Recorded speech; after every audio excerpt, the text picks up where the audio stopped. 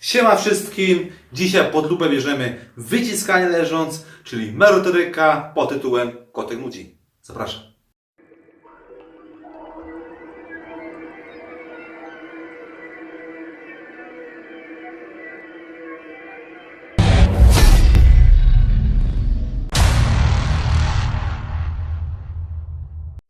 Piersiowy większy składa się głównie z włókien typu drugiego, czyli jest to podpowiedź do naszego treningu, że mamy stosować duże obciążenia, mamy stosować małą ilość powtórzeń, szybkie wykonywanie ruchu oraz wydłużone przerwy.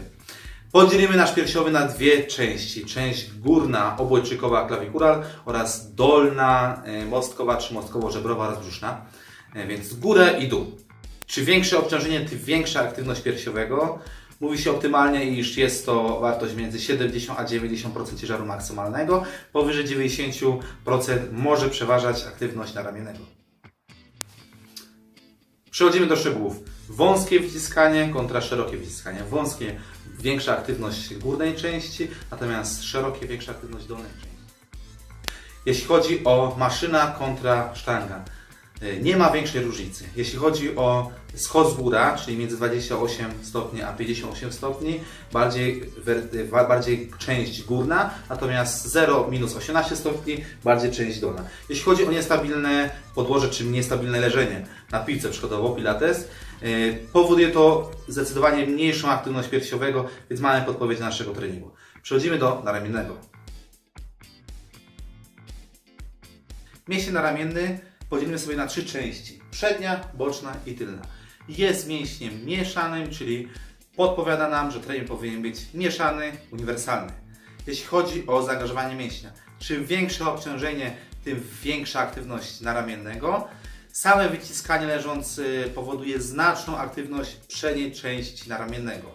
Jeśli chodzi o maszynę, a sztangę, stricte przednią część, czy na sztandze, czy na maszynie, nie ma tutaj jakiejś tam znacznej różnicy, natomiast środkowa część, tam boczna, potocznie wykazuje zdecydowanie mniejszą aktywność na maszynie niż na sztandze.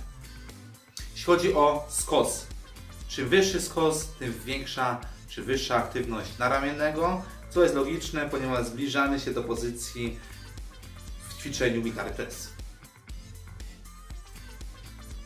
Mostkowanie w żadnej federacji nie jest zakazane. Mostkowanie pozwala nam podnosić więcej i pozwala podnosić nam bezpiecznie. To są dwa ważne argumenty plus trzeci w przepisach, który jest za tym, aby mosty stosować. Jeśli chodzi o minusy, nie ma.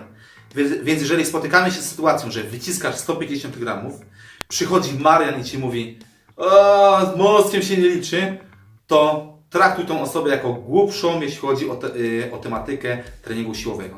Oczywiście mostek powinien być odpowiedni, jeżeli startujesz, powinien być taki, aby zmieścić się w przepisach, stąd mamy taką sytuację, że widzimy mostki większe bądź mniejsze, a jeżeli trenujesz rekreacyjnie, mostek, który istnieje, nie jest jakiś przesadny, ale też nie jest płaski, więc powiedzmy, że jest takie ustawienie neutralne. I to jest optymalne podejście do sportowca i do osoby, która trenuje rekreacyjnie.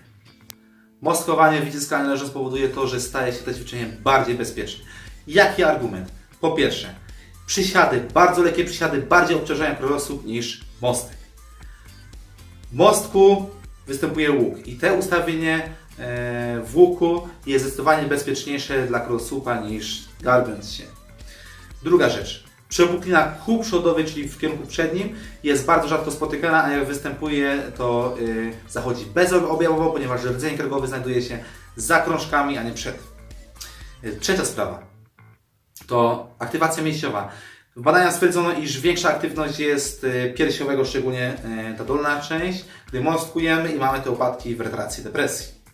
No i pomijając jeszcze mniejsze obciążenie na górną część ciała, a o tym powie nasz fizjoterapeuta Marek Pośpiech.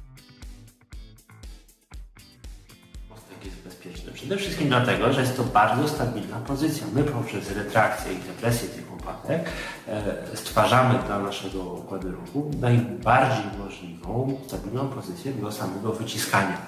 Po drugie, robimy większą przestrzeń podbarkową, czyli pod wyrostem barkowym ta przestrzeń jest w zasadzie w tej pozycji największa i dzięki temu mamy mniejszą szansę na podrażnienie jakiejkolwiek struktury ze strony stożka rotatorów.